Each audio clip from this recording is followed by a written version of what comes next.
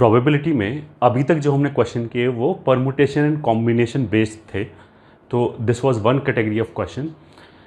मतलब permutation and combination का use तो अब ऑफकोर्स आगे भी आएगा, बट अभी तक जो हमने क्वेश्चन किए थे उसमें केवल परमुटेशन एंड कॉम्बिनेशन के ही कॉन्सेप्ट थे, बाकी कोई प्रोबेबिलिटी के अपने सच कोई कॉन्सेप्ट नहीं थे। Simply favourable cases upon total number of cases से हम क्वेश्चंस कर रहे थे।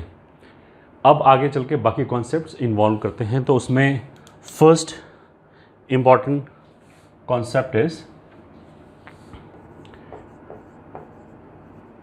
probability through set theory. First point,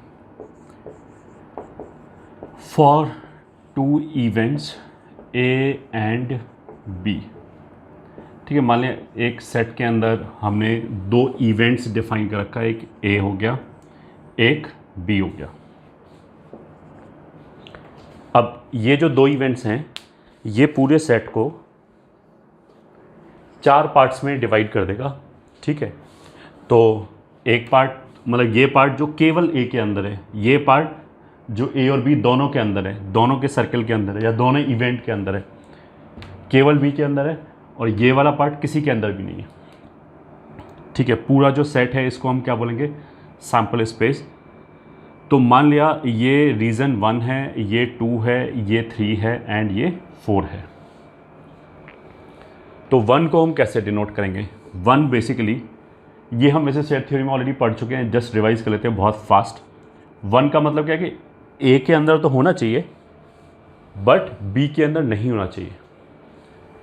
तो ए बट बी नहीं, ये ठीक है। इंटरसेक्शन को हम प्रोडक्ट के फॉर्म में भी लिखते हैं।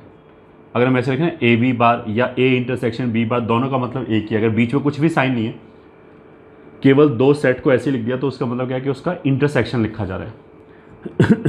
ऐसे ही जो सेकंड हो गया उसके अंदर ए बी आ रहा है, बी भी आ रहा है, तो this is again A B.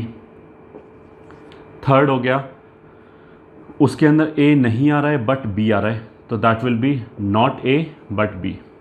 Fourth हो गया उसमें नाइदर ए नॉर बी, मतलब ना तो ए आएगा ना बी आएगा।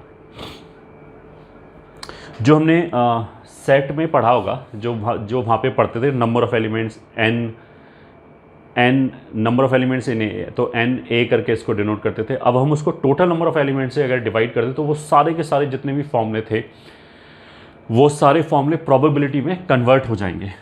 ये ठीक है। क्या मतलब है इसका? सेकेंड पार्ट, ये फॉर्मूला मोस्ट प्रोबेबली हमने सबने पढ़ा होगा कि number of elements in A union B. अच्छा, उससे भी पहले ए यूनियन बी का मतलब क्या होगा? यूनियन का मतलब क्या होता है कि इन दोनों में से किसी भी एक जगह आ जाना चाहिए। तो 1 2 3, 1 + 2 + 3 इसको डिनोट करता है ए यूनियन बी, ठीक है। जैसे हमने बोला था प्रोडक्ट इंटरसेक्शन को डिनोट करता है, वैसे ही जो यूनियन है ये इसको हम डिनोट सम से भी कर सकते हैं। तो वैसे तो बहुत ही कहीं इक्का दुक्का जगह पे यू विल फाइंड कि ऐसे प्लस यूज़ किया होगा, बट अगर प्लस यूज़ किया है तो उसका मतलब क्या है? यूनियन है, ठीक है। तो वो हो गया 1 2 3। और क्या बचता है? अगर मान लिया मैं बोलूँ ए बार यूनियन बी, तो ए बार यूनियन बी का मतलब क्या है कि देखो ए एक सेट है और बी ए बार भी एक सेट है। ए बार का मतलब क्या है? ए का कॉम्प्लीमेंट्री। तो जैसे सेट ए के अंदर ये दो रीजन आ रहे हैं 1 और 2, ए बार के अंदर 3 और 4 आएगा। ये ठीक है। ए नहीं का मतलब क्या है कि ए का सर्कल छोड़ दिया हमने, 3 और 4 आएगा। तो इसका मतलब क्या होगा कि रीजन 3 और 4। बी का मतलब कितना हो गया? 2 और 3,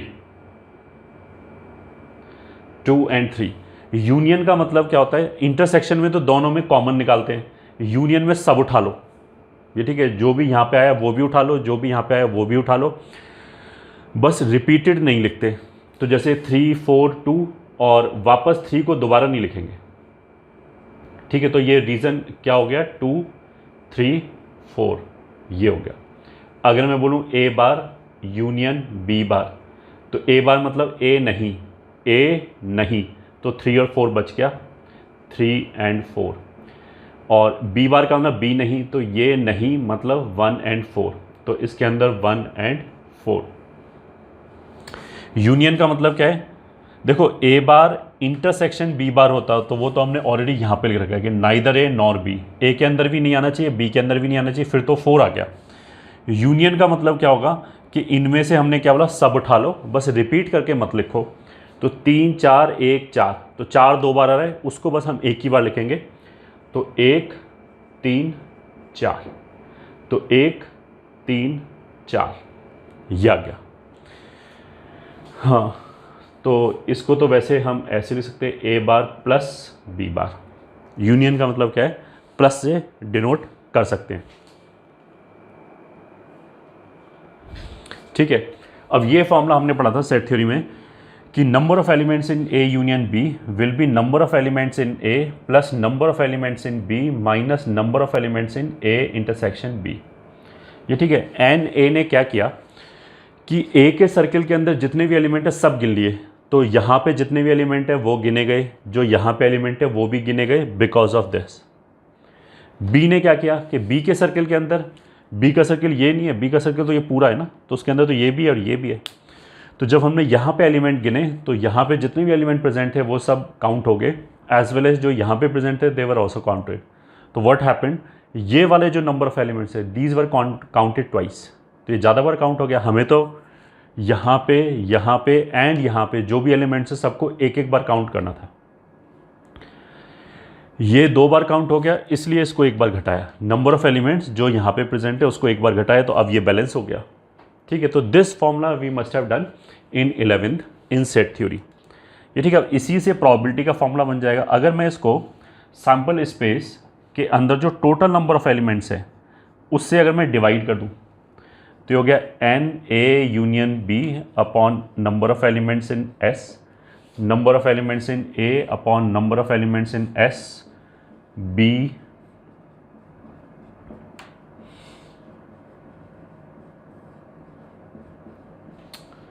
ठीक है, ये हो गया।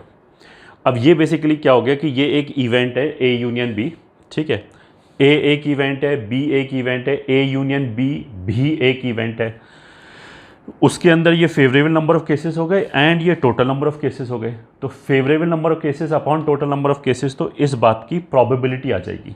तो उसका मतलब क्या है कि ये क्या डिनोट कर रहा है, probability of A union B, that will be equals to, ये क्या डिनोट कर रहा है, probability of A plus probability of B minus probability of A intersection B.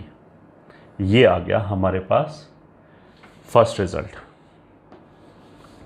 तो इसको अगर हम लैंग्वेज में बोलना चाहें तो this is probability of A और बी, ऐसे बोल सकते हैं।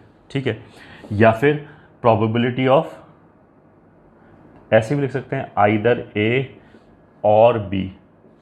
ये ठीक है, और का मतलब यूनियन होता है, और का मतलब ये, मतलब जब हम बोलते हैं ए और बी या आइदर ए और बी, उसका मतलब ये नहीं होता कि केवल एक ही हो सकता है, दोनों भी काउंट होता है उसके अंदर। अगर दोनों हो जाए तो भी चलेगा, केवल ए हो जाए तो भी चलेगा, केवल बी हो जाए तो भी चलेगा। And this can also be written as probability of at least one of A और बी, मतलब ए और बी में से कम एक होना चाहिए। तो अगर यहाँ पे आउटकम होगा तो केवल ए हो रहा होगा, यहाँ पे आउटकम होगा तो केवल बी हो रहा होगा, और अगर यहाँ पे आउटकम होगा तो ए और बी दोनों हो रहा होगा। ये ठीक है, ये लिखा हुआ है। ठीक है, अगर हम प्रोबेबिलिटी की बात करें तो चलो note 1, probability of region 1 plus probability of region 2 plus probability of region 3, ये ठीक है, plus probability of region 4 will be 1।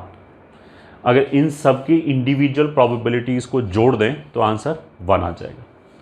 ये ठीक है, नोट 1 ये हो गया।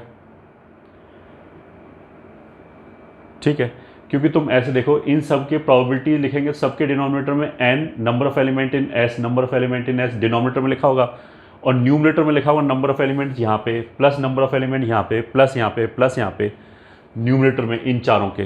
तो जब उनको जोड़ेंगे तो टोटल नंबर ऑफ एलिमेंट ही आ जाएगा। तो न्यूमरेटर में भी number of element in S आ जाएगा, डिवाइडेड बाय डिनोमिनेटर में भी number of element in S आ जाएगा, वो कैंसिल होकर 1 आ जाएगा, इसलिए ये प्रोबेबिलिटी होगी। ये ठीक है। Note 2, second note. Second note क्या है? Probability of A bar is equals to probability of A bar का मतलब क्या है कि ए के होने की प्रोबेबिलिटी, मतलब what we are doing this divided by total number of elements. ये ठीक है। 3 और 4 मतलब 3 और 4 इधर रख लिया, 1 और 2 को अगर हम इधर भेज दें तो probability of 1 plus probability of 2, तो वो तो प्रोबेबिलिटी ऑफ ए हो जाएगा। तो this is 1 minus probability of A, ये हो गया। ठीक है। Note 3, probability of A union A bar will be 1। Union A का मतलब क्या है? 1 और 2, ए बार का मतलब क्या है? 3 एंड 4, यूनियन का मतलब क्या है? सब उठा लो। तो 1 2 3 4 में चारों उठा लिया हमने, तो कुछ बचा ही नहीं, तो इट इज़ ऑलवेज 2। हाँ ये ठीक है, हमेशा कहीं ना कहीं तो एलिमेंट आएगा ही आएगा, इसलिए 1। Probability of A intersection A bar, ये ठीक है, वो 0 हो जाएगा। ठीक है। अच्छा देखो, ये ध्यान रखने की बात है कि सेट क्या है एंड प्रोबेबिलिटी क्या है। प्रोबेबिलिटी इज़ ए नंबर और ए बी जो लिखा हुआ है वो एक सेट है। अगर मैं बोलूँ कि ए इंटरसेक्शन ए बार, केवल हमने ये बोला ए इंटरसेक्शन ए बार, तो ए इंटरसेक्शन ए बार तो एक सेट है।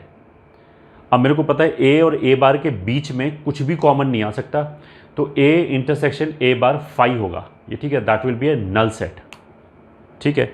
बट अगर हम बोलेंगे probability of A intersection A bar, तो फिर हम नल नहीं बोलेंगे, मतलब यहाँ पे अगर मैं नल सेट लिख दूँ तो गलत चीज़ को हम कंपेयर कर रहे हैं। ठीक है। प्रोबेबिलिटी इज़ ए नंबर, तो A intersection A bar is a null set, उसके अंदर कोई भी एलिमेंट नहीं है, तो उस बात की जो प्रोबेबिलिटी होगी वो 0 होगी, तो इसलिए नंबर लिखेंगे 0। ठीक है। ये हो गया हमारा नोट 4।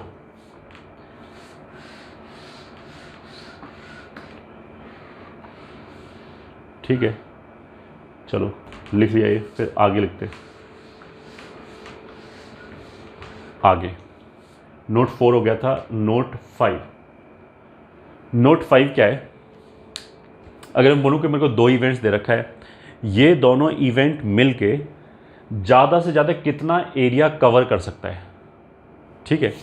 अगर 2 इवेंट दे रखा है तो वो मिलके कितना एरिया कवर कर सकता है। तो अगर मैं इन सर्किल को अलग अलग कर दूं ठीक है, तो P A plus P B आ जाएगा। ठीक है। तो पी ए यूनियन बी जो है, P A union B will always be less than और equals to P A plus P B. अब चाहे तो वो तुम इसको इस फॉर्मूले से बोल सकते हो कि पी ए यूनियन बी जो है वो पी ए है, पी बी है, फिर उसमें से कुछ घटेगा। ठीक है। तो जो राइट हैंड साइड है, अगर हमने P A plus P B में से कुछ घटाया तो ये पूरा side P A plus P B से तो छोटा हो जाएगा ना, क्योंकि उसमें से हमने कुछ जोड़ दिया, और ये पूरा size P A union B है, तो of course P A plus P B से छोटा या बराबर होगा। ठीक है। बराबर कब होगा? बराबर होगा जब इन दोनों का इंटरसेक्शन 5 हो जाए, जब 2 में कुछ भी ना आए तो यहाँ पे कुछ घटेगा नहीं। अगर 2 इवेंट्स का इंटरसेक्शन 5 हो जाए, ऐसे इवेंट्स को हम म्यूचुअली एक्सक्लूसिव बोलते हैं। ये हमने लेक्चर 1 में पढ़ा रखा है। ठीक है। तो इसमें हम क्या बोलेंगे? For equality A and B must be, मतलब फॉर इक्वालिटी टू होल्ड, मतलब दिस बराबर this, A and B must be mutually exclusive. ये ठीक है, या फिर एम ई बोला था हमने। म्यूचुअल एक्सक्लूसिव हम पहले से डिफाइन कर चुके हैं। म्यूचुअल एक्सक्लूसिव का मतलब क्या है? Note 5.1, if A and B are mutually exclusive then A intersection B will be phi। और अगर हम प्रोबेबिलिटी के टर्म्स में बात करें तो probability of A intersection B will be 0, और इसी केस में P A union B will be P A plus P B. ठीक है, म्यूचुअली एक्सक्लूसिव के लिए मैंने पहले बोला था हमें एक बार ऐसे सोच के देखना चाहिए कि अगर हमसे पूछा है कि ये इवेंट और ये इवेंट दोनों म्यूचुअली एक्सक्लूसिव हैं या नहीं है, तो हमें ये सोचना चाहिए कि ये दोनों इवेंट क्या एक साथ हो सकती हैं। अगर आंसर इज़ हाँ कि दोनों का एक साथ होना पॉसिबल है, तो फिर they are not mutually exclusive. Mutually exclusive का मतलब है कि दोनों एक साथ हो ही नहीं सकता। जैसे फॉर एग्जांपल हमने एक सिक्का उछाला और हमने बोला कि अगर हेड आ रहा है तो ए इवेंट हो गया, टेल आ रहा है तो बी इवेंट हो गया। ठीक है, एक सिक्का उछाला, उसी के ऊपर हेड आएगा तो हम बोलेंगे इवेंट ए हो गया, टेल आया तो हम बोलेंगे इवेंट बी हो गया। अब हमने पूछा ये दोनों म्यूचुअली एक्सक्लूसिव हैं क्या, तो आंसर इज़ हाँ। अगर हेड आ गया तो टेल आ ही नहीं सकता, टेल आ गया तो हेड नहीं आ सकता, तो ये दोनों म्यूचुअली एक्सक्लूसिव हैं। फिर हमने एक तीसरा इवेंट डिफाइन किया सी, कि हमने एक डाई रोल किया और हमने बोला कि अगर डाई पे 5 आ जाए तो ये हो गया हमारा इवेंट सी। ठीक है, अब हमने क्या किया कि एक हाथ से सिक्का उछाला और एक डाई उछाला, डाई मतलब रोल किया। अब हमने बोला कि ए एंड सी ये म्यूचुअली एक्सक्लूसिव हैं क्या। ए तो हो गया कि सिक्के पे हेड आना, सी हो गया कि डाई के ऊपर 5 आना, ये दोनों म्यूचुअली एक्सक्लूसिव हैं क्या। तो मेरा थॉट प्रोसेस कैसे चलना चाहिए कि क्या ऐसे हो सकता है कि सिक्के पे हेड भी आ जाए और डाई पे 5 भी आ जाए। ठीक है, तो कोई कितना भी मंदबुद्धि हो उसको तुरंत समझ में आएगा बिल्कुल हो सकता है, क्यों नहीं हो सकता। सिक्के पे अगर हेड आ गया तो वो डाई पे थोड़ा रोक देगा कि 5 नहीं आएगा, तो बिल्कुल हो सकता है एक साथ। अगर ये एक साथ हो सकता है तो दीज टू इवेंट्स मतलब A and C are not mutually exclusive, they are not mutually exclusive, क्योंकि उनका एक साथ होना पॉसिबल है। A and B mutually exclusive है। ठीक है, अगर मैं डी बोलूँ, इवेंट डी, कि डाई के ऊपर इवन नंबर आ गया तो डाई के ऊपर इवन नंबर आने का मतलब क्या, 2 आ गया, 4 आ गया, 6 आ गया। तो अब सी और डी, सी क्या था, डाई के ऊपर 5 आना, डी था डाई के ऊपर इवन नंबर आना, ये दोनों म्यूचुअली एक्सक्लूसिव हैं। तो आंसर इज हाँ। अगर 5 आया तो इवन नहीं आ सकता, इवन आया तो 5 नहीं आ सकता, ये दोनों म्यूचुअली एक्सक्लूसिव हैं। ठीक है, तो इसी क्वेश्चन को बहुत क्विकली लिख सकते हैं। वैसे तो बहुत टुच्चा सा क्वेश्चन है, बट चलो लिख लिया। Let a coin is tossed and a die is rolled, then define events A as head occurs on coin, B tail occurs on coin, C 5 occurs on die, and D even number occurs on die. Then identify mutually exclusive pair of events. ठीक है, तो इसमें से हमें mutually exclusive pair of events identify करना है। तो answer यहाँ थोड़ी जगह बना लेते हैं।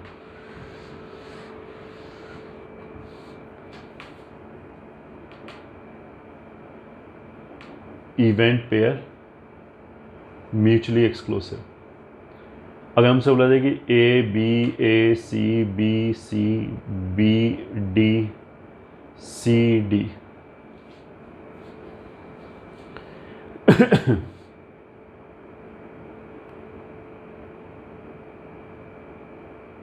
और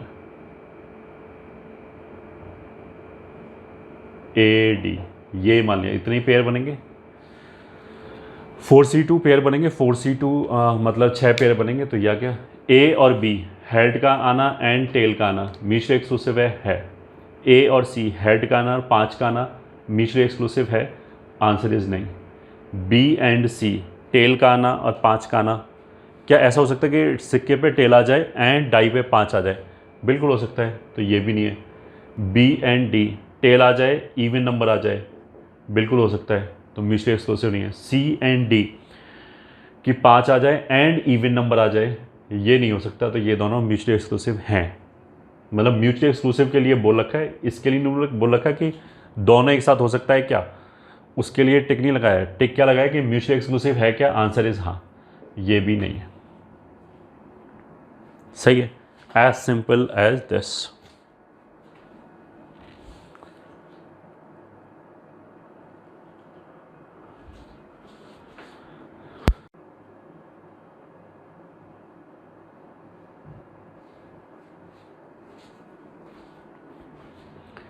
अब देखो एक बार फिर पढ़ लेते हैं।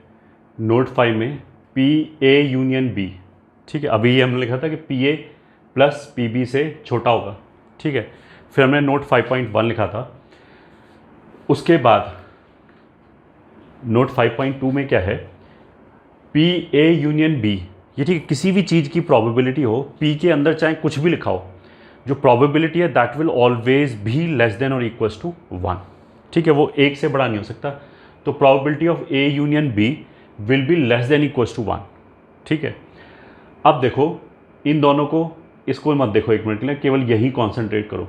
इसने बोला कि P A union B P A plus P B के बराबर है, इसने बोला P A union B is less than और इक्वल्स टू 1।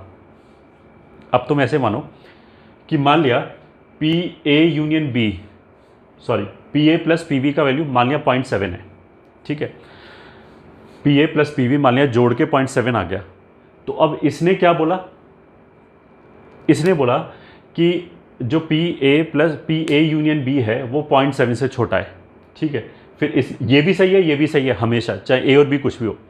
तो what I am saying, case 1, अगर P A plus P B मान लिया 0.7 आ गया, तो ये तो क्या बोलेगा कि पी ए यूनियन बी 0.7 से छोटा है, ये क्या बोलेगा पी ए यूनियन बी 1 से छोटा है। अब तुम खुद सोचो कि हमने ऐसे बोला पी ए यूनियन बी 0.7 से छोटा है, फिर हमने बोला कि पी ए यूनियन बी 1 से छोटा है, तो 1 से छोटा है ये बोलने की जरूरत ही नहीं है। अगर वो 0.7 से छोटा हो गया तो 1 से छोटा तो अपने आप ही हो जाएगा ना, क्योंकि उसके तो और लेफ्ट पे होगा। और दूसरा सिनेरियो, मान लिया पी ए और पी बी दोनों ऐड होके 1.2 हो जाए, तो P A plus P B दोनों ऐड होके 1.2 हो सकता है क्या प्रोबेबिलिटी? बिल्कुल हो सकता है, क्योंकि जोड़ा है ना हमने। पी ए का वैल्यू हो सकता है 0.9 आ जाए किसी भी चीज़ की प्रोबेबिलिटी, पी बी का वैल्यू हो सकता है कि 0.8 आ जाए। तो individually they can not be greater then 1, but दोनों का ऐड होके तो 1 से बड़ा हो सकता है। तो मान लिया ये 0.9 आ जाए, 0.8 आ जाए, ठीक है, तो 0.89 और 0.8 कितना हो जाएगा 1.7। तो ये तो बोलेगा कि A union B is less than equals to 1.7, ठीक है। ये क्या बोलेगा, A union B is less than equals to 1। तो इन दोनों में A probability of A union B is less than equals to 1.7, ये लिखना बेकार है, रिडंडेंट है, इसकी जरूरत ही नहीं। अगर वो 1 से छोटा हो गया तो 1.7 से तो अपने आप ही छोटा हो गया। तो देखो हमने दो केसेस लिए, अगर इसका वैल्यू 0.7 हो जाए तो यही बोलना काफ़ी है, इसकी ज़रूरत ही नहीं है। 0.7 से छोटा हो गया तो 1 से छोटा अपने आप ही हो जाएगा। कोई भी चीज़ ले लो 0.7 से छोटा, मान लिया 0.6, तो अगर ये 0.6 है, सॉरी अगर ये 0.6 है 0.7 से छोटा, तो 1 से छोटा अपने आप हो गया। तो उस वाले केस में इन दोनों में से हमें ये लिखना काफ़ी है, दूसरा इज सेल्फ एम्प्लाइड, ये ठीक है। दूसरा केस क्या है कि अगर मान लिया ये हो जाए, अगर ये वाली जो चीज़ है वो हो जाए 1.2, तो P A union B less than equals to 1.2 and P A union B is less than equals to 1। इसमें 1 लिखना काफ़ी है, ये लिखना 1.2 की ज़रूरत ही नहीं है। तो 0.7 और 1 में 0.7 लिखना काफ़ी है, 1 एंड 1.2 में 1 लिखना काफ़ी है। उसका मतलब क्या है कि जो राइट हैंड साइड पे जो भी छोटा नंबर आ रहा है, इन दोनों में से जो भी छोटा है, पी ए यूनियन बी उससे छोटा तो हो गई होगा, ठीक है।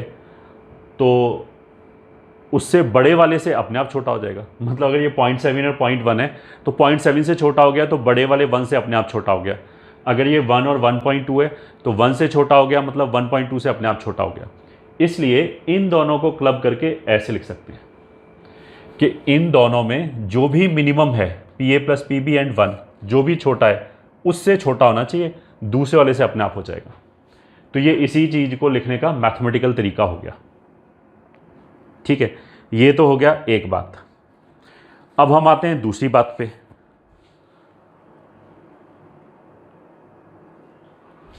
ये ठीक है, दूसरी बात क्या है, ए यूनियन बी, मतलब यहां तो हम बोले थे कि पी ए यूनियन बी जो है वो इससे छोटा ही रहेगा हमेशा। अब अगर हम ये बात करें किससे बड़ा रहेगा, ए यूनियन बी का मतलब क्या है, ये वाला सर्किल प्लस ये वाला सर्किल। तो पी ए यूनियन बी का मतलब क्या हो गया, ए यूनियन बी का मतलब हो गया कि इन दोनों सर्किलों को मिलाना है हमें। ठीक है, तो इस सर्किल से कम एरिया तो आ ही नहीं सकता। अगर हमें दोनों सर्किल को कंबाइन करना है तो इस सर्किल से कम एरिया आ ही नहीं सकता।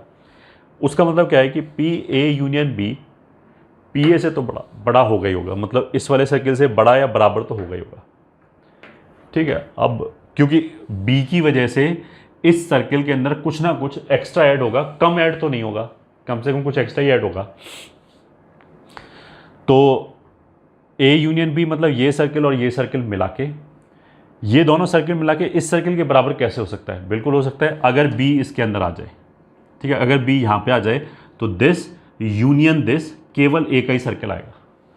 तो यहाँ पे A union B P A के बराबर ही होगा, मतलब बी ने कुछ भी फालतू एरिया ऐड नहीं किया अगर यहाँ इक्वालिटी होल्ड कर रहा है तो बी फालतू एरिया कब ऐड नहीं करेगा, जब बी ए के सर्किल के अंदर हो ऑलरेडी। तो इसीलिए हमने लिखा for equality to hold A must be subset of B. उल्टा लिख दिया, B must be subset of A, तभी इक्वालिटी होल्ड करेगा। ये ठीक है, अगर बी ए के अंदर हो जाएगा तो ए वाला आ जाएगा नेट एरिया। ठीक है, अब इसने बोला P A union B greater than equal to P A, तो सिमिट्री से P A union B greater than equal to P भी हो गया। मतलब हमने ये बोला कि ए यूनियन बी है वो इस वाले सर्किल से कम नहीं आ सकता, या तो बराबर आएगा या इससे ज़्यादा आएगा। फिर ऐसे हमने बोला कि ए यूनियन बी है जो इस वाले सर्किल से भी कम नहीं आ सकता, या तो ज़्यादा आएगा या बराबर आएगा। तो अब इन दोनों को कैसे क्लब कर सकते हैं, फिर तुम सोच लो। अगर मान लिया पी ए 0.3 हो जाए और ये 0.4 हो जाए, तो इसने बोला पी ए यूनियन बी 0.3 से बड़ा होगा, इसने बोला पी ए यूनियन बी 0.4 से बड़ा होगा। तो यू कैन थिंक कि अगर 0.4 से बड़ा है तो 0.3 से बड़ा है ये बात बोलने की जरूरत ही नहीं है। ठीक है, मान लिया किसी बंदे की हाइट 6 फुट से ज़्यादा है तो उस बंदे की हाइट 4 फुट से ज़्यादा है ये बोलने की जरूरत ही नहीं ना, वो तो सेल्फ एम्प्लॉयड है। तो इन दोनों में जो भी बड़ा है उससे बड़ा बोल दें, दूसरा बोलने की जरूरत ही नहीं। तो जैसे यहाँ पे इन दोनों को क्लब करने के लिए मिनिमम वर्ड यूज़ किया था, वैसे ही इन दोनों को क्लब करने के लिए मैक्सिमम वर्ड यूज़ करेंगे। कि मान लीजिए 0.7 है, ये 0.8 है, तो 0.8 बोलना काफ़ी है, 0.7 से बड़ा अपने आप हो जाएगा। तो पी ए और पी बी में जो भी मैक्सिमम है ये ठीक है उसके बराबर होना चाहिए, मतलब उससे बड़ा या बराबर होना चाहिए। तो probability of A union B मतलब इन दोनों सर्किलों का मिला के जो एरिया है वो इन दोनों में से जो भी बड़ा सर्किल है ये ठीक है उससे फालतू ही आ सकता है, उससे कम नहीं आ सकता, ये बोला गया है।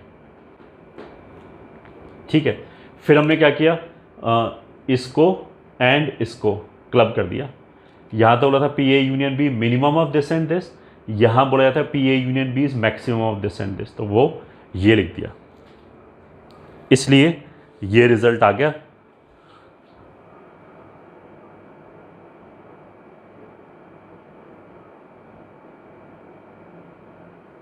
रट्टा मारने की बजाय we should try to understand it कि क्या लिखा हुआ है।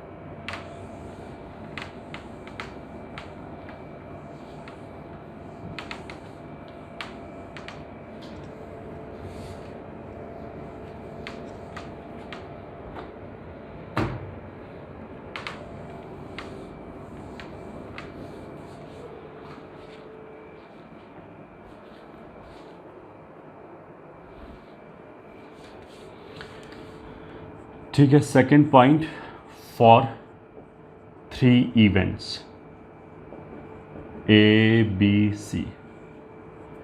मान लिया 3 इवेंट हैं। देखो अगर 2 इवेंट लिया है तो टोटल कितने पार्ट हो जाएंगे, 2 स्क्वायर 4। 3 इवेंट्स लिया है तो 2 क्यूब 8 पार्ट्स हो जाएंगे टोटल। 8 रीजन्स आएंगे। तो ये मान लिया एक इवेंट है, ये दूसरा इवेंट है, ये तीसरा इवेंट है, ABC। मान लिया रीज़न 1 2 3 4 5 6 7 और ये रीज़न हो गया 8। तो पहले तो लिख लेते हैं। 1 रीज़न का मतलब क्या है, ये केवल 1 के सर्किल के अंदर है, बस इसके अंदर है, B और C के अंदर नहीं है, इसके अंदर नहीं है, इसके अंदर नहीं है। तो 1 को हम क्या लिखेंगे, 1 मतलब A के अंदर तो आएगा 1, but not B। Not B ये हो गया, नॉट C ये हो गया। ठीक है, सिमिलरली 3 हो जाएगा। 3 केवल B के अंदर है तो A नहीं, B एंड C नहीं। ऐसे ही 5 लिख लेना अपने आप, उसमें क्या आ जाएगा, केवल C के अंदर है, A और B के अंदर नहीं। अगर हम रीज़न 2 की बात करें इसकी, तो ये A के सर्कल के अंदर भी है एंड B के सर्कल के अंदर भी है, C के अंदर नहीं है। तो ये वाला रीज़न क्या हो गया, A और B के अंदर तो है बट C के अंदर नहीं है। तो A B but not C, ये हो गया 2 वाला रीज़न। ठीक है, तो ऐसी 4 वाला आ जाएगा, ऐसी 6 वाला आ जाएगा। अब चलते हैं 7 वाले पे। जो 7 रीज़न है वो तीनों सर्कलों के अंदर है। तो this is A intersection B intersection C, वो तीनों के अंदर है। 8 जो रीज़न है वो neither A nor B nor C, वो ना तो A के अंदर है, ना B के अंदर है, ना C के अंदर है। ठीक है, और अब उल्टा बोल लेते हैं कि अगर हम बोलें कि A union B union C, उसका मतलब A का सर्किल, B का सर्किल, C का सर्किल, और तीनों के बीच में यूनियन लगा रखा है, तो उसका मतलब सब उठा लो। तो 1 2 3 4 5 6 7 ये सारे रीज़न आ जाएंगे। मतलब 1 + 2 + 3 + 4 + 5 + 6 + 7 ये सारे रीज़न आ गए। ठीक है, इंटरसेक्शन वाले ऐसे लिखेंगे।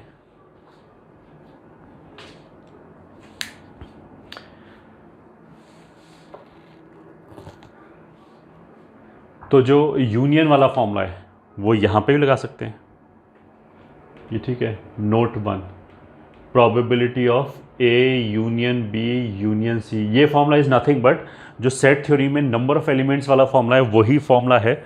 बस उसमें हमने क्या कर दिया है कि 3 इवेंट्स ले लिया है। तो जो सेट थ्योरी में जो फॉर्मूला होता है उसमें नंबर ऑफ एलिमेंट्स होता है, उसको हमने टोटल नंबर ऑफ एलिमेंट्स मतलब number of element in S से डिवाइड कर लिया।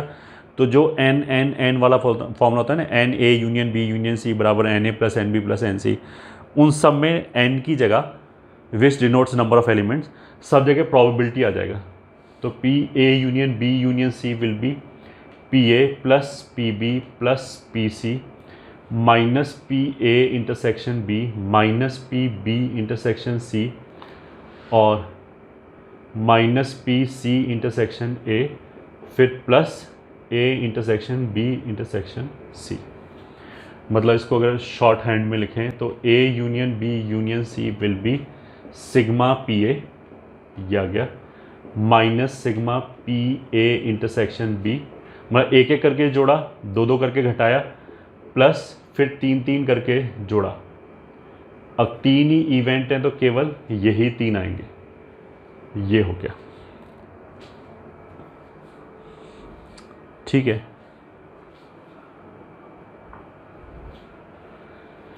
ये फॉर्मूला हो गया। तो इसको बेसिकली बोलेंगे क्या, प्रोबेबिलिटी ऑफ A और B और C, या फिर इसको हम लिख सकते हैं प्रोबेबिलिटी ऑफ एटलीस्ट 1।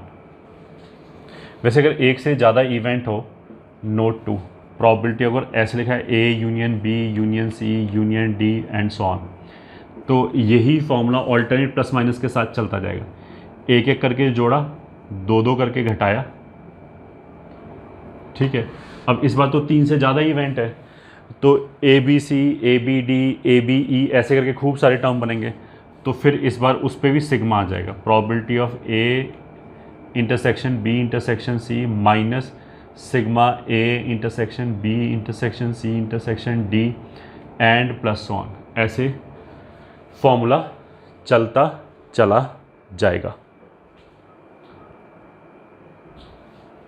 ठीक है, तो हमें वैसे मैक्सिमम टाइम 3 तक ही जाएंगे, 3 से ज़्यादा जाने की ज़रूरत नहीं पड़ेगी। इक्का दुक्का क्वेश्चन हो सकता है 4 के लिए पूछे, 4 से ज़्यादा तो कभी क्वेश्चन पूछेगा नहीं, मैक्सिमम 2 ये, ठीक है। फिर कुछ केसेस में 3, मतलब मैक्सिमम जो हमारा पाला पड़ेगा क्वेश्चनों में उसमें 2 ही इवेंट होगा, कुछ कुछ क्वेश्चनों में 3 इवेंट होगा और बहुत रेयरली किसी क्वेश्चन में 4 इवेंट होगा। ये तो नोट 1 हो गया। नोट 2 अगर हम बोलें, probability of exactly 2 of A B C, मतलब क्या बोला जा रहा है, इस बात की प्रोबेबिलिटी बताओ कि ए बी सी में से एग्जैक्टली 2 ही हो, तो उसका मतलब क्या है, हमें पूछा रहा है प्रोबेबिलिटी ऑफ, अगर केवल 2 ही होना चाहिए तो 2, 4 और 6 इस जगह पे आउटकम आ सकता है। यदि हमने कोई एक्सपेरिमेंट किया, बेसिकली ये क्वेश्चन क्या बोला है, हमने कोई एक्सपेरिमेंट किया और उसमें हमने 3 इवेंट्स डिफाइन कर दिया। फॉर एग्जांपल हमने डाई रोल किया, हमने इवेंट ए को डिफाइन कर दिया कि आउटकम इवन है, ठीक है। इवेंट बी को डिफाइन कर दिया कि आउटकम प्राइम है, सही है। इवेंट सी को डिफाइन कर दिया कि आउटकम 4 से छोटा है, मान लिया, ठीक है। ऐसे करके 3 इवेंट्स आ गया। अब हम बोलते हैं कि इस बात की प्रोबेबिलिटी निकालो कि इन तीनों में से एग्जैक्टली 2 ही इवेंट हो, तीसरा ना हो, ठीक है। तो उसका मतलब क्या है कि अगर हमारा आउटकम रीजन 2 में या फिर 4 में या फिर 6 में आ जाए तो चल जाएगा, ठीक है। अच्छा, 2, 4 और 6 अगर हमें कभी चाहिए होगा, जैसे अगर हमें 2 चाहिए होगा तो I will take help of A intersection B. I am not saying 2 is A intersection B. 2 is nothing but 2 + 7 में से 7 घटा दिया, तो 2 + 7 क्या हो जाएगा, ए इंटरसेक्शन बी, क्योंकि वो ए और बी के सर्किल में है, ठीक है। उसमें से A intersection B intersection C घटा देंगे तो ये बचेगा केवल। तो मतलब अगर ये लिखना पड़े तो I will write down P A intersection B का sigma -3 P A intersection B intersection C, ठीक है। Sigma P A intersection B का मतलब क्या है कि A intersection B, B intersection C, C intersection A, ये आ गया। तो इसकी वजह से एक बार 2 और 7 आ जाएगा, एक बार 4 और 7 आ जाएगा बी इंटरसेक्शन सी में, और ए इंटरसेक्शन सी की वजह से 6 और 7 आ जाएगा। ए का सर्किल ये, सी का सर्किल ये, तो इन दोनों में कॉमन कितना आया, ये दोनों आया ना 6 और 7, तो 6 और 7 आ जाएगा, ठीक है। इसके अंदर तो बेसिकली हमें 2, 4, 6 ये तो चाहिए, मतलब 2, 7 आया, 4, 7 आया, 6, 7 आया, इसमें जो 3 टर्म्स हैं, तो उसमें 2, 4, 6 तो चाहिए, 7 नहीं चाहिए, तो उसको हमने 3 बार हटा दिया। 7 क्योंकि 3 बार आया और हमें एक बार भी नहीं चाहिए, तो उसको हमने हटा दिया।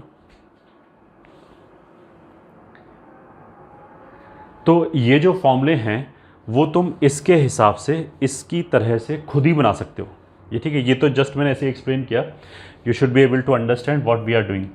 जैसे नोट 3, प्रोबेबिलिटी ऑफ, अगर हम बोलें कि exactly 1 of A B C, this is equals to, मतलब एग्जैक्टली 1 होना चाहिए तीनों में, तो जो भी आउटकम है वो एग्जैक्टली एक सर्किल के अंदर आना चाहिए। ये आउटकम तीनों सर्कलों के अंदर आ रहा है, ये 2 के अंदर आ रहा है, इन दोनों के, ये केवल 1 के अंदर आ रहा है, ये केवल 1 के अंदर आ रहा है, ये केवल 1 के अंदर आ रहा है। तो इस वाले केस में basically we are searching for probability of 1 और 3 और 5। तो प्रोबेबिलिटी का फॉर्मूला लिखने के लिए हमने क्या बोला कि अगर तुम्हें 2 चाहिए, अगर तुम्हें 2 चाहिए तो ए इंटरसेक्शन बी यूज़ करो। उसी तरीके से अगर हमें 1 चाहिए तो हम ए यूज़ करेंगे, उसमें से कुछ घटा घटू के हम 1 लेके आएंगे, ठीक है। तो this will B sigma P ए,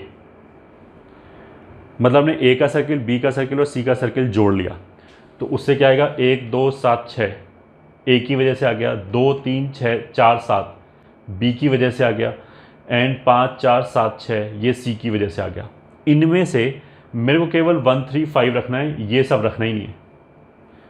ठीक है, तो अब इनको एडजस्ट किया कि क्या क्या आया, तो देखो ये सर्किल के अंदर ये चारों नंबर आए, ये चारों नंबर आए, ये चारों नंबर आए, तो उसमें क्या हुआ, ये सब तीनों तो एक एक बार आया, 2 4 6 दो दो बार आया, तो उनको हटाना है, वो मेरे को चाहिए ही नहीं, और 7 जो है वो 3 बार आया, उसको भी हटाना है। तो 2 4 6 को हटाने के लिए अभी हमने क्या बोला था, ए इंटरसेक्शन बी यूज़ करेंगे, तो twice of sigma A intersection B, ये यूज़ किया, 2 से मल्टीप्लाई करके यूज़ किया, तो इसका मतलब क्या है 2 7 4 7 6 7, मतलब एक टर्म से ये आएगा, एक टर्म से ये आएगा, एक टर्म से आएगा, उसको हमने 2 से मल्टीप्लाई किया, तो 2 4 और 6 एडजस्ट हो गया। यहाँ पे 2 4 6 दो दो बार आ रहा था, यहाँ दो दो बार घट गया। ठीक है, तो 1 3 एंड 5, मतलब रीज़न 1 रीज़न 3 एंड रीज़न 5, बस यही चाहिए मेरे को अल्टीमेटली, बाकी सब हटाना है। तो वो यहाँ पे एक एक बार आया, 2 4 6 दो दो बार आया, 7 3 बार आया। ठीक है, तो अब 2 4 6 को हटाने के लिए हमने ये लिखा, तो यहाँ से दो दो बार 2 4 6 हट गया, बट अभी 7 एडजस्ट करना है। यहाँ पे वो 3 बार आया, यहाँ पे 3 बार आया, यहाँ पे 3 बार आया इंटू 2, तो 6 बार घट गया। यहाँ तो वो 3 बार आ रहा था, 6 बार घट गया, रीज़न 7, तो इसलिए हमने 3 बार जोड़ा। ऐसा करने से सब कुछ बैलेंस हो गया। नाउ जो राइट हैंड साइड है, इसमें रीज़न 1 3 एंड 5 आ रहा है, बस एक एक बार, बाकी सब कुछ बैलेंस आउट हो गया। ठीक है, तो ये फॉर्मूले now you can make yourself of course.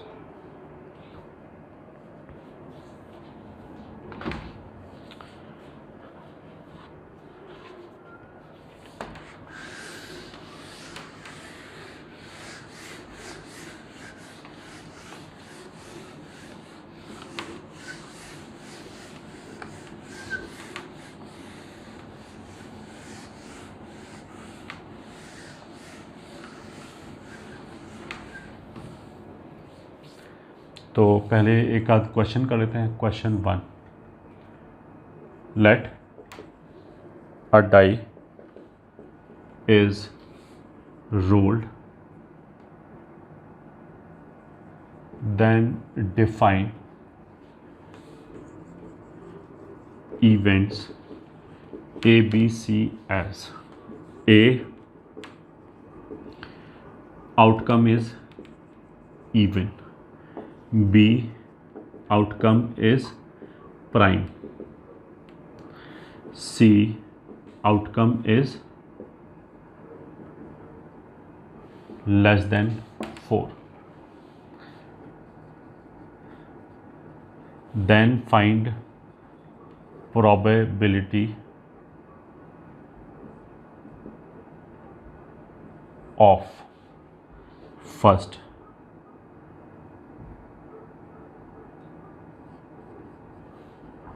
occurrence of ABC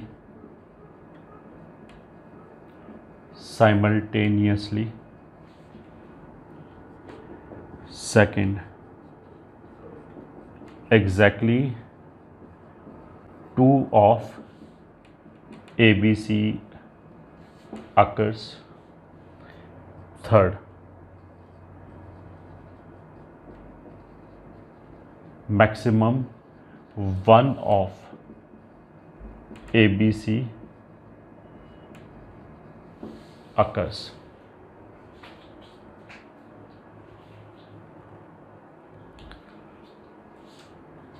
ठीक है,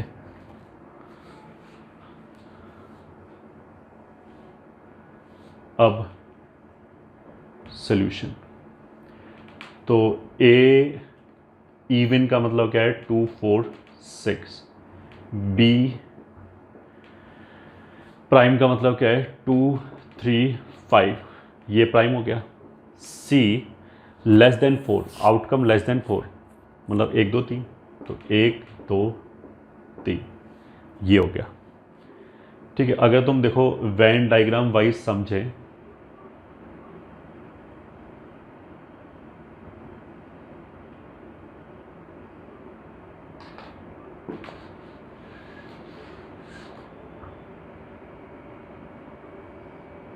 ये ए हो गया, ये बी हो गया, ये सी हो गया, ये तो रीजंस हो गए 1 2 3 4 5 6 7 8, ये तो रीजंस हो गए जो अभी हम डील कर रहे थे।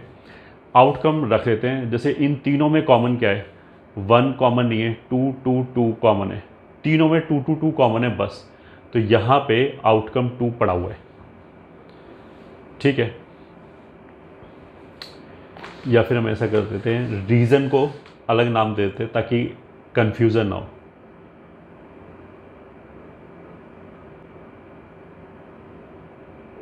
ए बी सी, मान लिए alpha 1 alpha 2 alpha 3 alpha 4 alpha 5 alpha 6 alpha 7 alpha 8, ये अल्फ़ा जो है वो 8 रीजंस हैं। तो इन तीनों में कितना कॉमन है, 2, तो 2 यहाँ पे आएगा। फिर ए और बी के बीच में कितना कॉमन है, 2 कॉमन है, 3 और 5 और कुछ भी कॉमन नहीं है। ठीक है, बी और सी के बीच में 2 कॉमन है, 3 भी कॉमन है, तो बी और सी के बीच में 2 कॉमन है और 3 भी कॉमन है, तो 3 यहाँ पे आएगा। फिर ऐसे ही ए और सी के बीच में 2 कॉमन है बस, और कुछ कॉमन नहीं है, तो यहाँ पे भी कुछ नहीं आएगा। ठीक है, फिर ए के सर्कल के अंदर कितना आ गया, 2 4 6, तो 2 तो यहाँ पे आ गया, 4 और 6 यहाँ पे आना चाहिए। बी के अंदर 2 3 5, तो 2 यहाँ पे आ गया, 3 यहाँ पे आ गया, 5 यहाँ पे आएगा। सी के अंदर 1 2 3, तो 1 2 3 में 1 यहाँ पे आएगा। ठीक है, फिर ए बी सी के अंदर सब कुछ कवर हो गया, तो बाहर कुछ भी नहीं आएगा।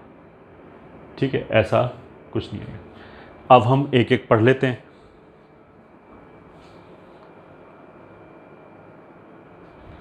तो फर्स्ट पार्ट में क्या है, occurrence of A B C simultaneously. तो आंसर फर्स्ट पार्ट का क्या है, probability of A intersection B intersection C. Total number of outcomes कितने हैं, 6। तो ए बी सी तीनों एक साथ हो जाए तो एक ही फेवर कर रहा है, बस 2, तो 1/8 हो गया probability. Favourable number of cases वो एक है, ये ठीक है, एक ही नंबर में है, that is 2। Total number of cases कितने हैं, 8।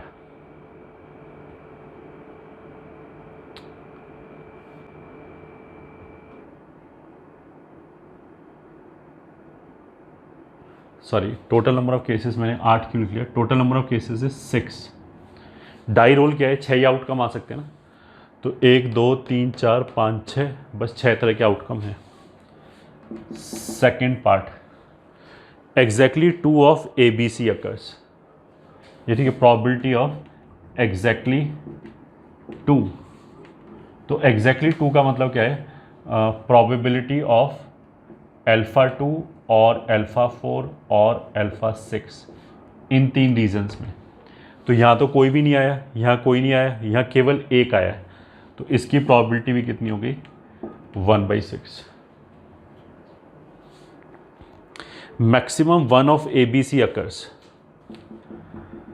थर्ड पार्ट में क्या बोला है, probability maximum 1 out of A B C, मतलब ज़्यादा से ज़्यादा एक हो सकता है, तो या तो कोई भी ना हो या फिर हो तो केवल एक हो।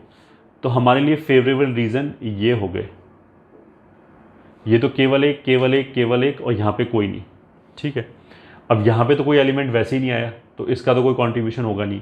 इसके अंदर 1 2 एलिमेंट आ गए, 3 आ गए, 4 आ गए, तो केवल एक ही हो इनमें से, उसके लिए कितने आउटकम फेवरेबल हैं, 4, तो हो गया 4/6, यही आंसर आ गया। This will be the answer.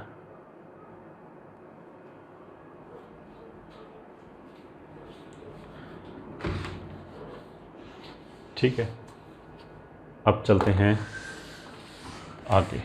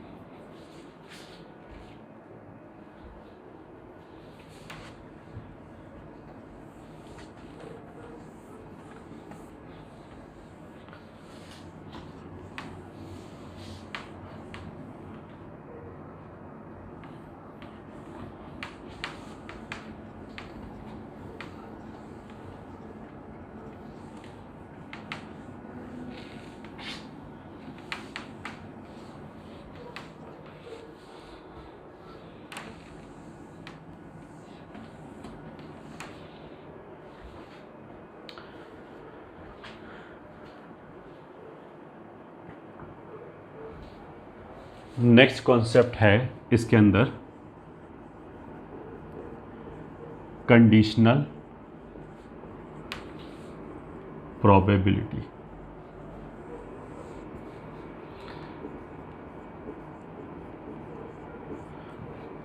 probability of A given B is read as, मतलब कैसे पढ़ा जाता है इसको, probability of A given B, ऐसे तो इसको पढ़ा जाता है probability of A given B, and it denotes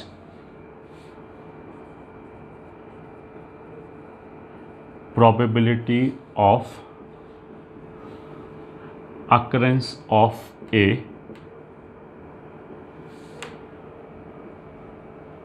when it is known that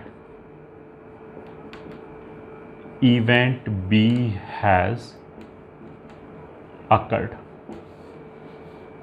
ठीक है, मतलब कोई हमने एक्सपेरिमेंट परफॉर्म किया, जैसे फॉर एग्जांपल हमने एक डाई रोल किया और उसमें दो इवेंट्स को डिफाइन कर लिया। ए को हमने डिफाइन कर लिया कि आउटकम इवन है, बी को हमने डिफाइन कर लिया कि आउटकम प्राइम है।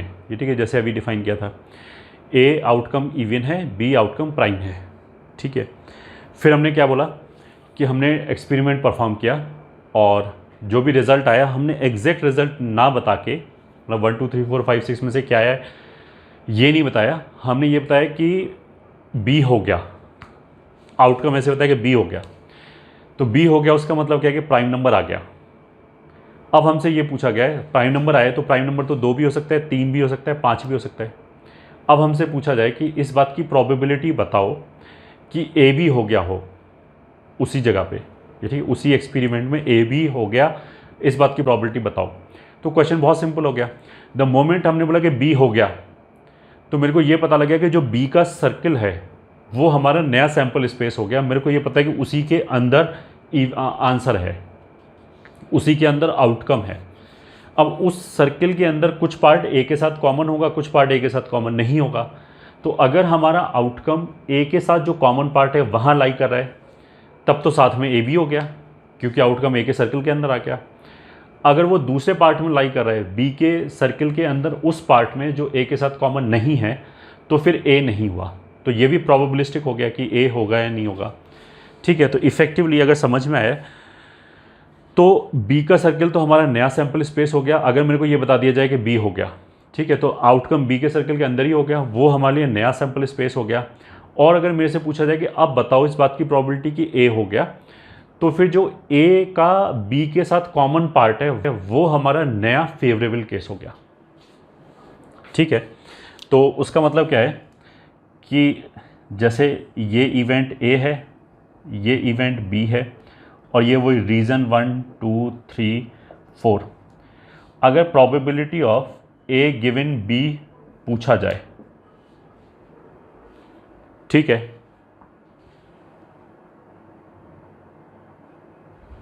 Probability of A given B पूछा है, तो गिवन बी का मतलब क्या है कि बी हो गया, तो जो आउटकम है वो इसी के अंदर है। ठीक है, अब ये पूछ रहा है कि ए हो गया, इस बात की प्रोबेबिलिटी बताओ। तो इसको हम ऐसे लिख सकते हैं कि total number of cases given B बोलने के बाद, जब बी हो गया ये बोलने के बाद टोटल नंबर ऑफ केसेस कितना हो गया, जो भी इसके अंदर है। अब उसके अंदर फेवरेबल कौन सा हो गया, जो भी यहाँ पे, अगर आउटकम यहाँ पे होगा तो ए बी हो गया होगा, इसी बात की प्रोबेबिलिटी निकालनी है। अगर आउटकम यहाँ पे होगा तो ए नहीं हुआ होगा, तो फेवरेबल क्या हो जाएगा, जो भी दोनों के बीच में कॉमन है, ये पार्ट तो ये आ गया, ये टोटल नंबर ऑफ केसेस आ गया।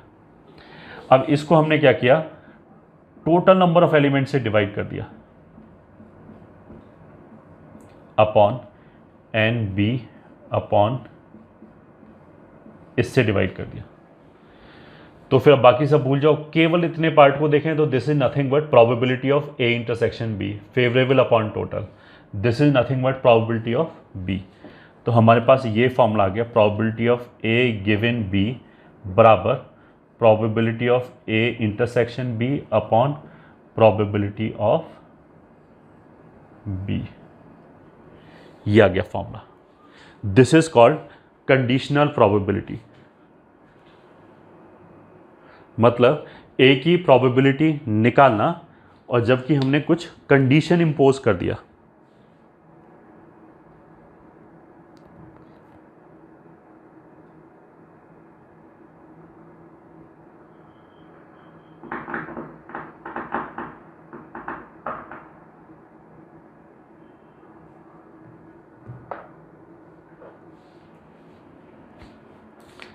ठीक है,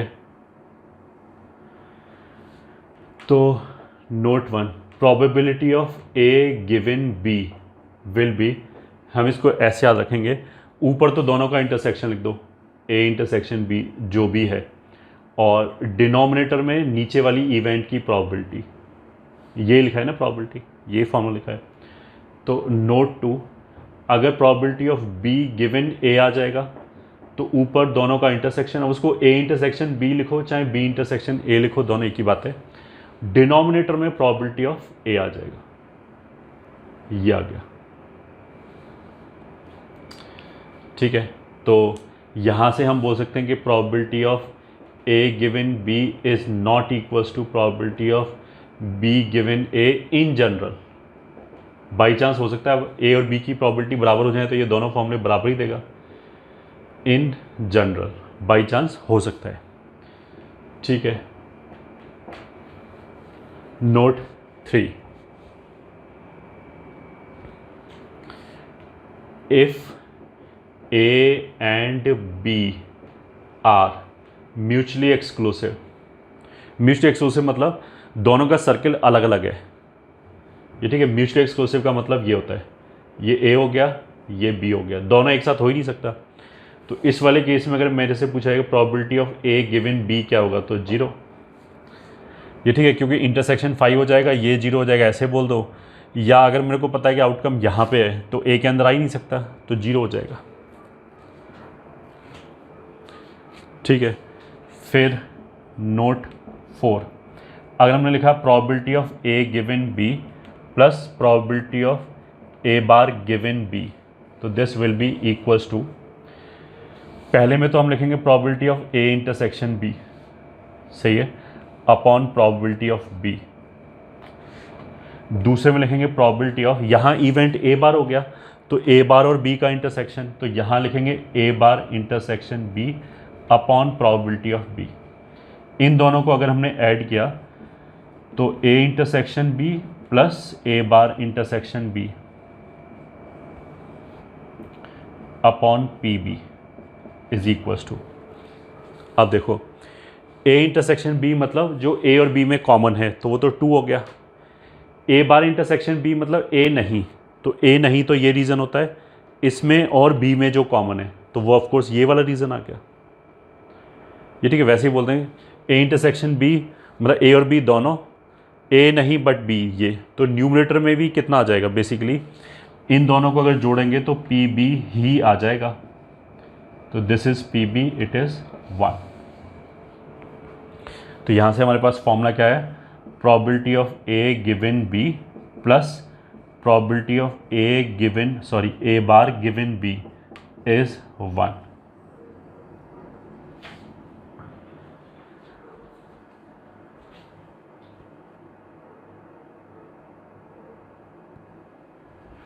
ये आ गया। अब देखो इसको अगर हम थोड़ा सा दिमाग लगाएंगे तो हमें समझ में आ जाएगा इंट्यूटिवली 1 ही होगा। इसने तो बोला कि ए की प्रॉबिलिटी गिवन बी हो चुका है, इसने बोला कि ए के नहीं होने की प्रॉबिलिटी गिवन बी हो चुका है। दोनों बार गिवन बी है, तो अगर गिवन बी है तो मतलब बी हो गया। उसके बाद अगर पूछा जाए कि ए हुआ या ए नहीं हुआ, तो इन दोनों में से कुछ ना कुछ तो होगा, या तो ए हो रहा होगा या नहीं हो रहा होगा। तो ए अगर हो रहा होगा तो वो आउटकम इधर कवर हो जाएगा, नहीं हो रहा होगा इधर कवर हो जाएगा। तो टोटल मिलके 1 ही आना चाहिए, डायरेक्टली बोल सकते हैं।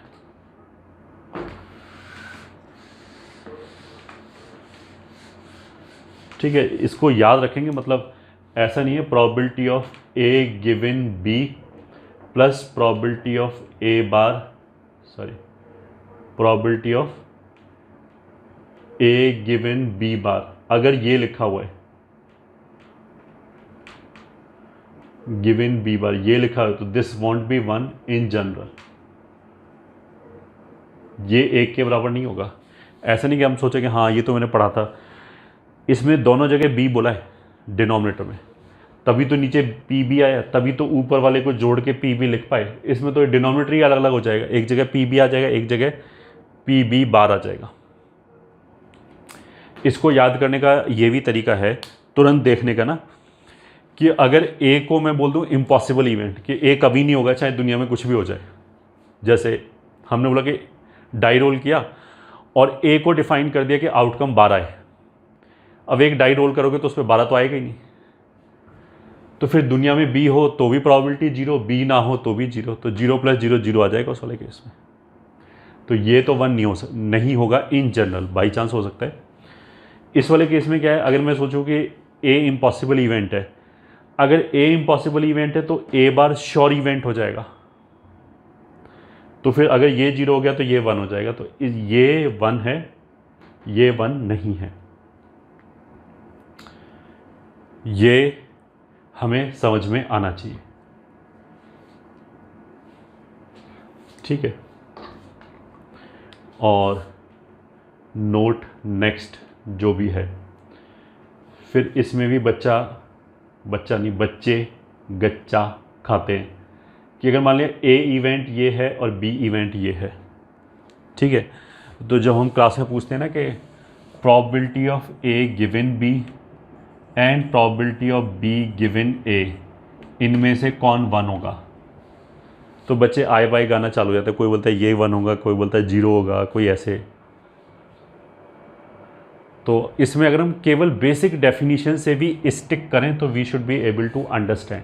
बेसिक डेफिनेशन क्या है कि ऊपर इंटरसेक्शन आता है और नीचे वाला इवेंट आता है, ठीक है। तो इस वाले केस में ए इंटरसेक्शन बी कितना है, ऑफ कोर्स बी के बराबर है, इसके बराबर ही है, दोनों का कॉमन पार्ट। तो जब ऊपर नीचे पी बी लिखा होगा वो कैंसिल होकर 1 आएगा। तो अगर ये नीचे बी है तो ये करेक्ट है, ये करेक्ट नहीं है, ये ठीक है। This will be equals to P B upon P A आ जाएगा, क्योंकि डेफिनेशन से ऊपर इंटरसेक्शन आएगा पी ए इंटरसेक्शन बी, वो पी बी के बराबर ही है ए इंटरसेक्शन बी, और नीचे वाला इवेंट आएगा पी ए। तो P B upon P A इस डायग्राम के हिसाब से तो ये तो 1 से छोटा है, क्योंकि पी बी इसकी प्रॉबिलिटी है, पी ए इसकी प्रॉबिलिटी है। तो this will be less then 1, ये ठीक है। अब बाई चांस फिर ए और बी बाई चांस बराबर हो जाए तो फिर ये कैंसिल भी हो जाएगा, मतलब ए और बी दोनों बराबर ही सेट हो जाएं तो दोनों एक दूसरे के सबसेट हो जाएंगे। तो इसलिए ये, तो this is also one of the concept जिसमें बच्चे बहुत गच्चा खाते हैं।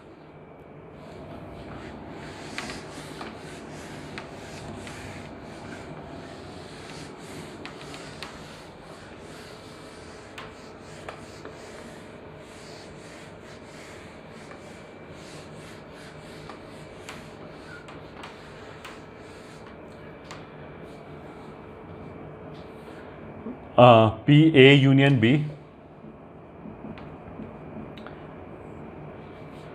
मतलब P A given B is P A intersection B upon P B, ऐसे है। तो देखो इसकी प्रॉबिलिटी लिखने के लिए हम क्या लिखेंगे, पहले हमने नीचे वाले की प्रॉबिलिटी पूरा लिख लिया, पी बी की प्रॉबिलिटी पूरा लिख लिया, फिर इसी में से कुछ पार्ट ऊपर आएगा, ये ठीक है। ऊपर अगर कोई भी रीज़न आ रहा है वो ऐसा नहीं हो सकता कि यहाँ प्रेजेंट ना हो, क्योंकि बी के अंदर ही हम देखेंगे कि ए कहाँ पे हो रहा है। तो फिर हम इसको ऐसे बोलेंगे, जो नीचे लिख लिया उसमें जो भी ए के साथ कॉमन है वो न्यूमरेटर में आएगा, तब जाके हमारा आंसर आएगा।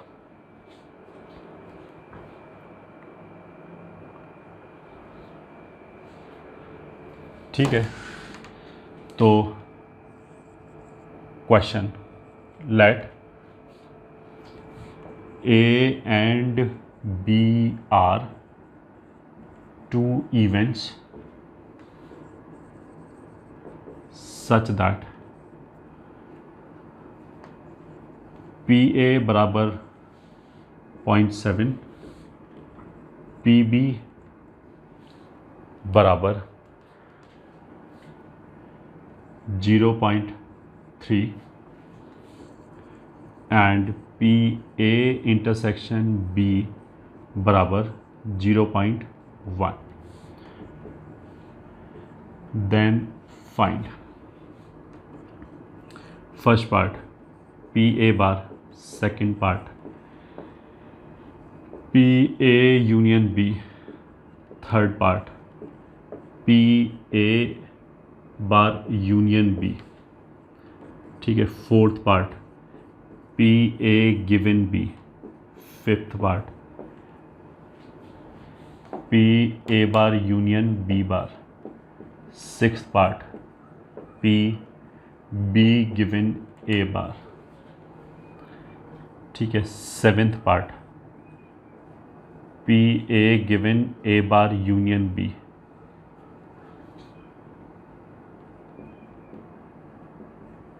एट्थ पार्ट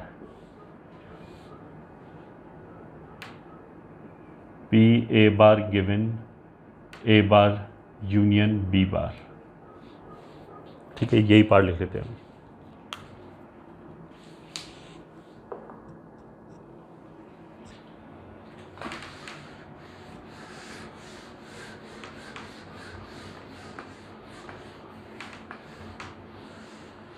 तो जो भी इंफॉर्मेशन दे रखा है उसको हम कैसे प्लॉट करेंगे।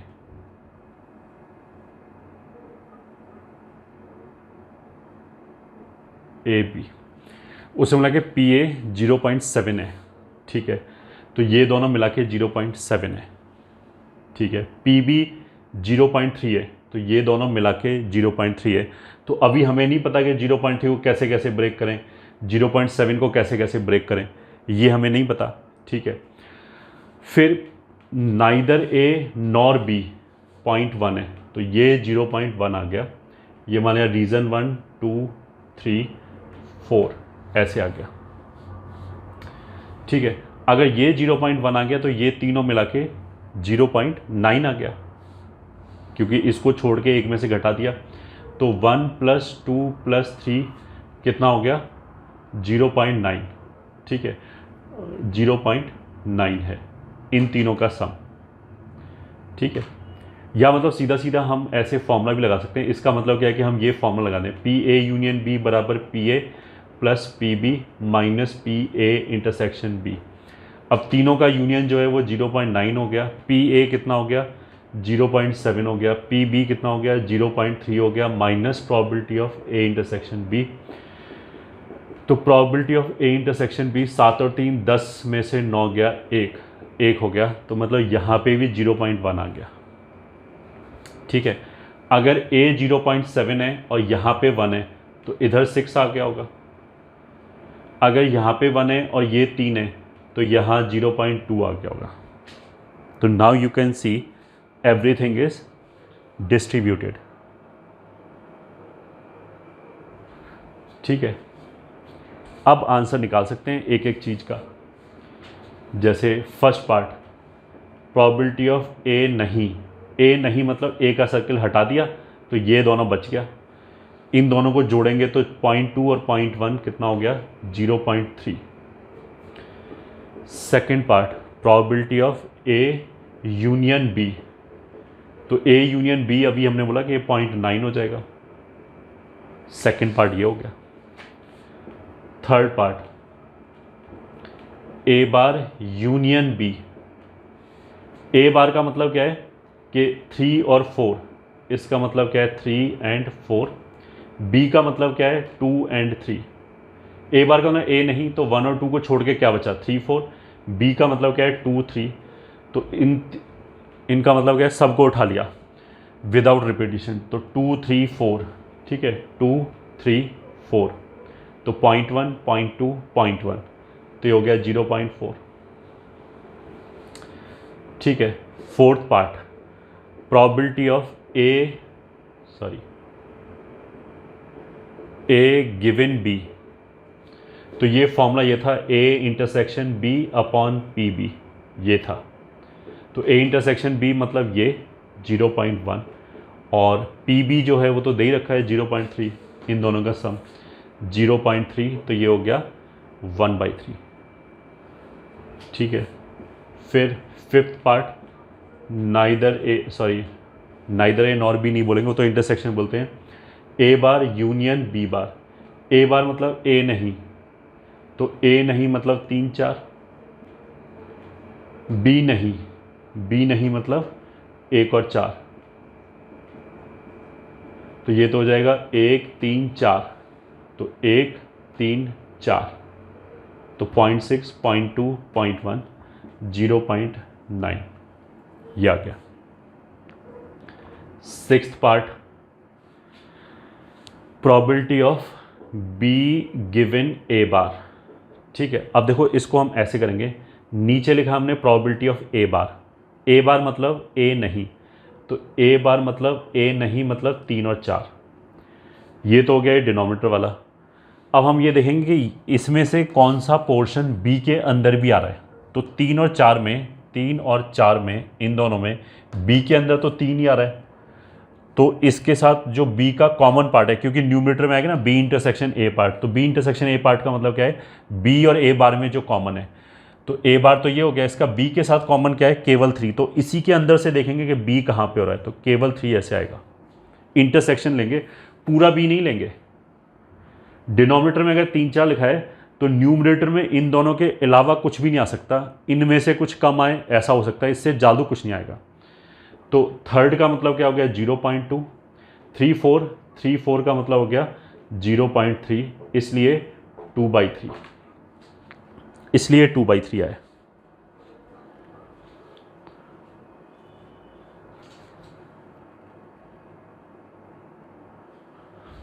ठीक है, फिर सेवेंथ पार्ट, तो ए बार यूनियन बी। ठीक है, ए बार यूनियन बी कौन सा पार्ट हो गया, ए बार मतलब ए नहीं मतलब 3 4, और बी मतलब 2 3, तो इसमें टोटल कितना कवर हो गया, 2 यूनियन है, यूनियन 2 3 4। ठीक है, 2 3 3 2 बार लिखेंगे नहीं, 4। न्यूमरेटर में क्या है ए। अब हमें को ये देखना है कि 2 3 4 में ए कहाँ पे आ रहा है, ए किसके साथ कॉमन है, तो 2 3 4 में इन तीनों में ए कहाँ पे आएगा, केवल 2 में, तो ऊपर केवल 2 पार्ट आएगा, which is equals to second part का कितना है प्रोबेबिलिटी 0.1, 2 3 4 इज 0.4, 0.4, इसलिए प्रोबेबिलिटी होगी 1/4। ठीक है, अब यह आ गया, ए बार अभी लिखा था 3 4, बी बार 1 4, तो ए बार यूनियन बी बार कितना हो गया, इन सबको उठा लिया, यूनियन है तो हो गया ये 1 3 4, ये हो जाएगा।